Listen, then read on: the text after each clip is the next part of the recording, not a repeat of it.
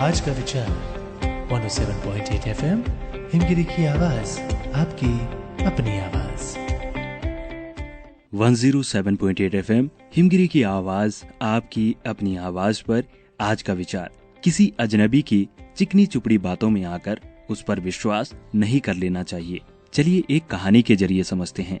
एक बार की बात है, किसी गांव के मंदिर में देव शर्मा नाम का एक प्रतिष्ठित साधु रहता था।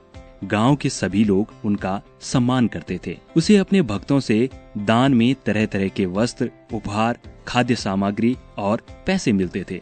उन वस्त्रों को बेचकर साधु ने काफी धन जमा कर लिया था।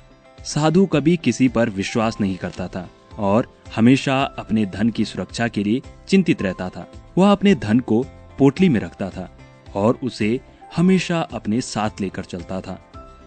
उसी गांव में एक ठग रहता था। बहुत दिनों से उसकी नजर साधु के धन पर थी। ठग हमेशा साधु का पीछा किया करता था, लेकिन साधु उस गठरी को कभी अपने से अलग नहीं होने देता। आखिरकार उस ठग ने एक छात्र का वेश धारण किया और साधु के पास गया। उसने साधु से मिन्नत की कि वह उसे अपना शिष्य बना ले, क्योंकि वह ज्ञान प्राप्त करना चाहता है। साधु तैयार हो गया और इस तरह से वह ठग साधु के साथ ही मंदिर में रहने लगा। ठग मंदिर की साफ सफाई से लेकर अन्य सभी कार्य करता था और ठग ने साधु की खूब सेवा की। जल्दी ही उसका विश्वास पात्र बन गया। एक दिन साधु को पास के गांव में एक अनुष्ठान के लिए आमंत्रित किया गया। साधु ने आमंत्रण स्वीकार किया और निश्चित दिन पर साधु अपने शिष्य के साथ अनुष्ठान में भाग लेने के लिए निकल पड़ा। रास्ते में एक नदी पड़ी और साधु ने स्नान करने की इच्छा व्यक्त की। उसने पैसों की गठरी को एक कंबल के भीतर रख लिया और उसे नदी के किनारे रख दिया।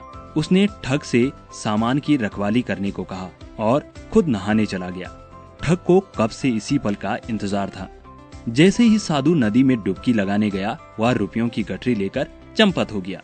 इसीलिए कहते हैं, किसी पर आंख मूंद कर भरोसा बिल्कुल नहीं करना चाहिए। सुनते रहिए हिमगिरी की आवाज, आपकी अपनी आवाज।